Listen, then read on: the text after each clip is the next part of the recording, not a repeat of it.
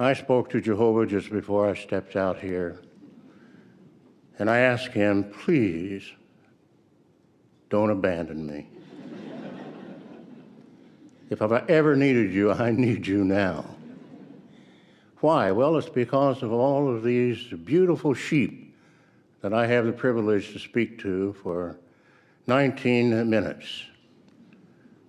So I want to make the most of these 19 minutes because sometimes we have to make adjustments. Now, you may have heard of a few adjustments in our understanding of things already today, and there could be more adjustments that will have to be made later on. Now, you may recall that we used to think a certain way some 10 years ago about the following matter. We felt that some of the anointed would survive Armageddon and move right on into the paradise with the other sheep and maybe stay there for a given time and then be brought to life in heaven. But as we understand it, some things Jehovah will not permit us to see, even though we read over it many, many times. We can't see it until Jehovah puts the light on it. And what I'm about to reveal to you today, Jehovah is behind it. Not the governing body, not any human here on the earth, but Jehovah God. He helps us to see things. If you say so, Samuel. So we're watching Samuel Hurd, governing body member, giving the penultimate talk at the 2021 annual meeting. His theme, I will never abandon you. This talk is interesting, or the introduction is interesting, for a couple of reasons. First of all, I'm noticing Samuel Hurd feigning quite a lot of humility at the beginning. I spoke to Jehovah just before I stepped out here, and I asked him, please don't abandon me. If I've ever needed you, I need you now. Why? Well, it's because of all of these beautiful sheep that I have the privilege to speak to for 19 minutes. Without wishing to be rude or impolite, it's fairly obvious that Samuel Hurd has been around for a long time. He has lived a long life. And his words to Jehovah before getting on the platform to give this talk were, please don't abandon me. If I've ever needed you, I need you now. So Samuel Hurd, out of his entire life, out of all of the things that have gone wrong for him, the time that he most needs Jehovah in his many decades on this planet is to give this talk in front of a crowd of the elite of Jehovah's Witnesses. This is a select audience. Again, rank and file witnesses will finally get an opportunity to watch this in January 2022. But this event took place for only a small number of elite Jehovah's Witnesses, those who are working at Bethel in America, friends of those working in Bethel in America. I don't know, people who donate a lot of money to the organization. We're talking a small number of beautiful Jehovah's Witnesses, and Sam Hurd apparently needs divine intervention out of all of the situations he's gotten into in his life. This is the moment, apparently, when he needs divine intervention, and it's to give a talk in front of all of these beautiful Jehovah's Witnesses. You might be tempted to watch this introduction and think, oh, bless him. He's so modest and humble, and he's dignifying his audience by calling them beautiful and by acknowledging that he couldn't give his talk without Jehovah's help. Let's just remember that this is the same Samuel Hurd that described ordinary rank and file Jehovah's Witnesses who aren't living at Bethel, who aren't spending every day in the company of the governing body. He described such ones as below sea level. In fact, in the territory of Gilead in the Bible, the elevation changes dramatically. In the Jordan Valley, Gilead was 690 feet, 210 meters below sea level. But traveling east to the dome-like mountainous region of Gilead, the elevation rises to over 3,300 feet or 1,000 meters. You students came to Gilead below sea level. But with daily Bible study and lectures, you have been elevated. At the same event, the 149th Gilead graduation, Samuel Hurd made it clear that he couldn't be bothered to try to pronounce the names of the students that the graduation was for. So I'm happy to have Brother Ronald Curzon with me. He serves as a helper to the teaching committee. And why am I happy? Because he's going to pronounce all the students' names for me and let us know their assignments. Ron Curzon is still with us, and that is because we're going to have a letter read from the class. And since he already knows how to pronounce the brother's name, I'm going to let Ron introduce him again. So my question would be, where was his modesty then? How come when he's in front of the elite of the organization, the few hundred people who matter most to the governing body and who the governing body are most interested in impressing, to the point where they're being given tasty morsels of new light months before the rest of the rank and file, how come he can only summon some humility and modesty in this particular situation? That would be my question. Another question I have is, how come he's constantly alluding to this privilege he's been given of dispensing new light when, as we're going to see, there isn't really anything new in the material he's giving in this talk. In fact, he says himself that the particular subject of this talk relates to new light that was given some 10 years ago. Now, you may recall that we used to think a certain way some 10 years ago about the following matter. The matter he's talking about, of course, is the fate of the anointed. What happens to the anointed in relation to Armageddon? Do they survive through Armageddon into the paradise earth? Or are they taken up to heaven? Are they essentially raptured, although they don't tend to use the word rapture? Are they essentially raptured before Armageddon? Well, this was all made clear in some new light from, I checked, 2013. So it wasn't 10 years ago or some 10 years ago. I guess if you just say some, it means you don't have to be precise. It was 8 years ago, really, give or take. So the Watchtower of 2013, July 15th. One of the events mentioned in these verses is the gathering of the chosen ones.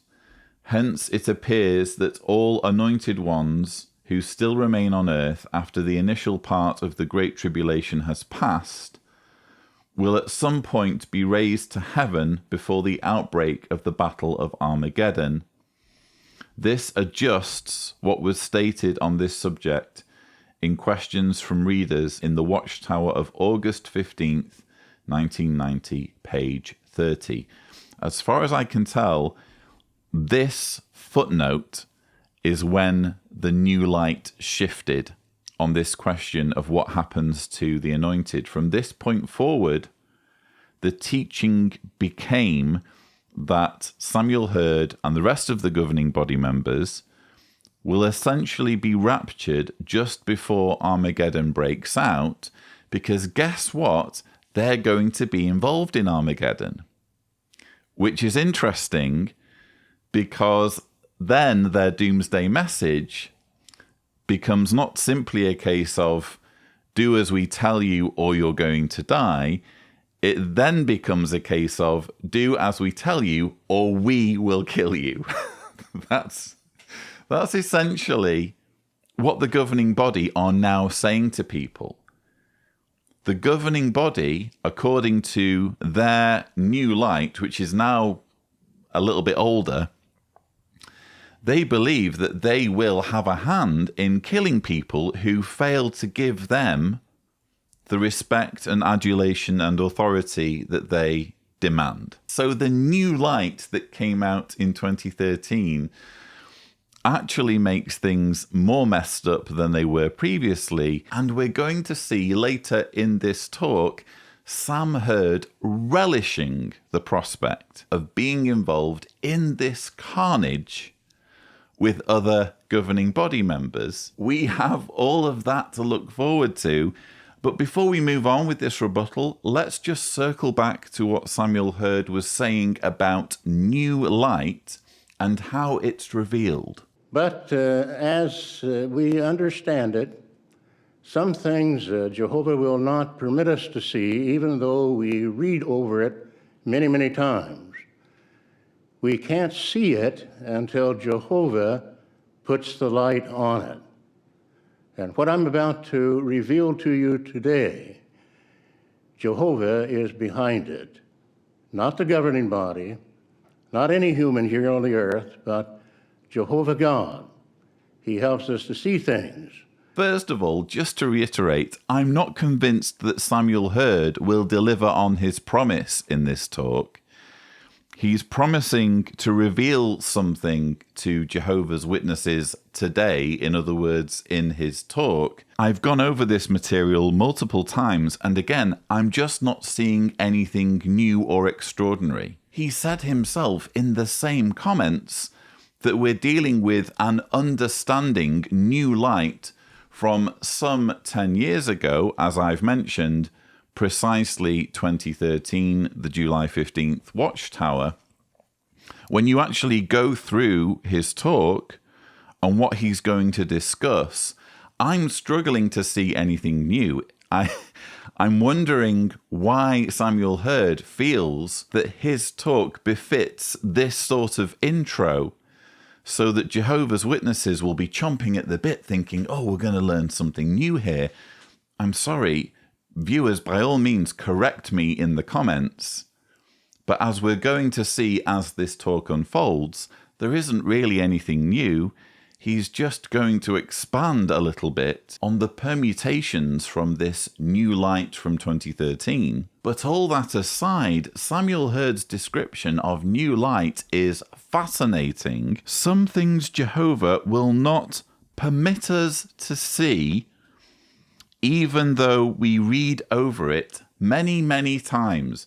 So the governing body, when they're reading their Bibles, when they're trying to discern the scriptures, when they're trying to find out what the truth is regarding the Bible, Jehovah's stood behind them, effectively putting his hands over their eyes. No, I don't want you to see this yet.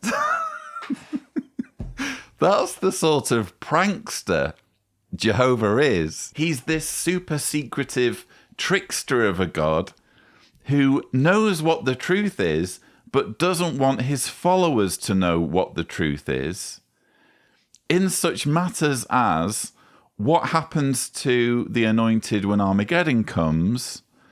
Are the locusts in Joel the same as the locusts in Revelation? That's what we learned in the 2019 annual meeting. When does the judging of the sheep and the goats happen? That was revealed by Kenneth Cook in the 2020 annual meeting.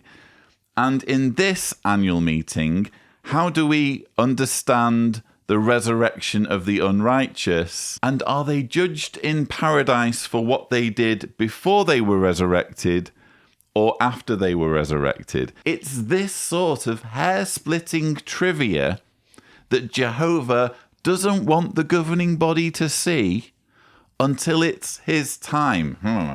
Don't want them to figure that one out just yet. The locusts one, I'm going to leave that until 2019.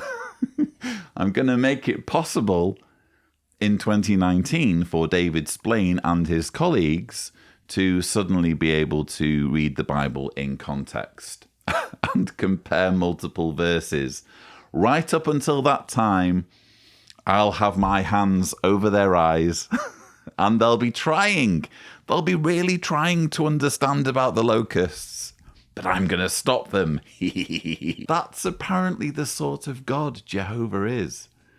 Or you have to believe that that's the sort of God Jehovah is if you're one of Jehovah's Witnesses. As I've said repeatedly, the New Light teaching makes no sense whatsoever. If Tibor is gracious, a thumbnail will appear to a video in which I argue this in more detail. But ultimately, when we're talking about the New Light teaching, we're talking about a concept that demeans God. So if you happen to be a believer in God, I'm not, I'm an atheist. But if you happen to be a Christian, if you happen to have respect and admiration for God, your respect and admiration is surely going to be compromised by the Jehovah's Witness concept of a God who wants his followers to believe wrong things for decades. That's what Jehovah's apparently doing, putting his hands over the eyes of Samuel Hurd and the rest of the governing body members. He doesn't want them to know the truth. And it's not just about them not knowing the truth. It's not just about them not reaching the correct understanding of a given verse. It's about them publishing and printing a wrong understanding. So either God is guiding this organization or he isn't. Either he is behind the flow of spiritual food or he isn't. If he's behind the flow of spiritual food and you believe the New Light teaching, you have to believe that God isn't just withholding information from the faithful slave. He is actively involved in manipulating the faithful slave to print lies in their publications for decades.